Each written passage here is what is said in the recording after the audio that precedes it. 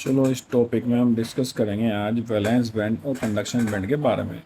Valence band और conduction band क्या है, इसको समझने के लिए एक छोटा सा एग्जांपल लेते हैं कि भाई वैलेंस बैंड है तुम्हारी खाली जेब, तुम्हारी जेब में कुछ भी नहीं है, तुम चुपचाप घर में पड़े हो, आराम फरमा रहे हो। जैसे ही तुम्हें घर वालों ने 100 रुपये दिए, अब तुम्हारे लग गए पर अब तुम मुड़ोगे, दोस्तों के फ़ोन लगाओगे, लो भैया 100 रुपये मिल गए, आजा फटाफट चलते हैं। अब जहाँ तक 100 रुपये रहेंगे वहाँ तक इधर उधर घूमोगे फिरोगे, ऐस करोगे, जैसे 100 रुपये ख़त्म हुए घर पे पहुँच जाओगे।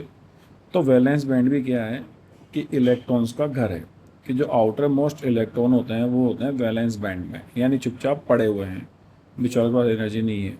लेकिन जैसे ही कहीं से उनको एनर्जी मिली, वो क्या करेंगे, सीधा जंप लगाएंगे और कंडक्शन बैंड में चले जाएंगे। तो वैलेंस बैंड कौन है भाई, कि ऐसे इलेक्ट्रॉन जो वैलेंस इलेक्ट्रॉन कहलाते हैं, वो अगर किसी बैंड में है, दैट इज़ उस बैंड को हम बोलेंगे वैलेंस बैंड। अभी कभी भी पूरा खाली नहीं होता है ना, क्योंकि वैलेंस इलेक्ट्रॉन रहते हैं यहाँ पे, तो यानी कोई ना कोई तो रहेगा यहाँ पे। अब कंडक्शन बैंड क्या है कि वैलेंस बैंड के बाद कुछ एनर्जी गैप, जिसको अपन फॉरबिडन एनर्जी गैप कहते हैं, उसके बाद एक बैंड होगा जहाँ पर इलेक्ट्रॉन अगर चला जाता है तो वो इलेक्ट्रिसिटी या करंट फ्लो करने के लिए रेस्पॉन्सिबल हो जाता है, इसलिए उसका नाम हमने रखा है conduction band.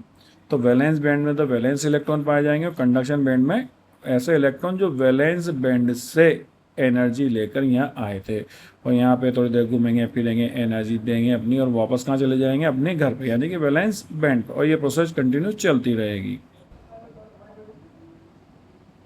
Room size computer से आज के टाइनी स्मार्टफोन्स तक का सफर कैसे तय हुआ? जवाब आपकी फिजिक्स बुक के इस चैप्टर में है, सेमीकंडक्टर इलेक्ट्रॉनिक्स।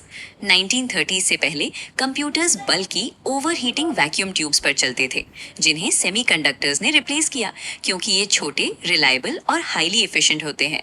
इनका मैकेनिज्म एटॉमिक स्ट्रक्चर में छुपा है। नीचे एक ब्लॉक होता है जिसे वैलेंस बैंड कहते हैं। यहाँ आउटर इलेक्ट्रॉन्स रेस्ट करते हैं। ये बैंड कभी कंप्लीटली एम्प्टी नहीं होता।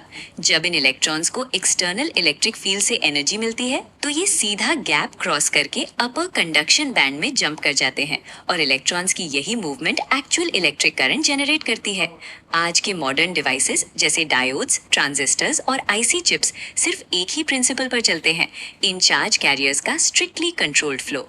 इसी माइक्रोस्कोपिक जंप को मास्टर करके हमने रूम साइज मशीन्स को श्रिंक करके आपके फोन में फिट कर दिया।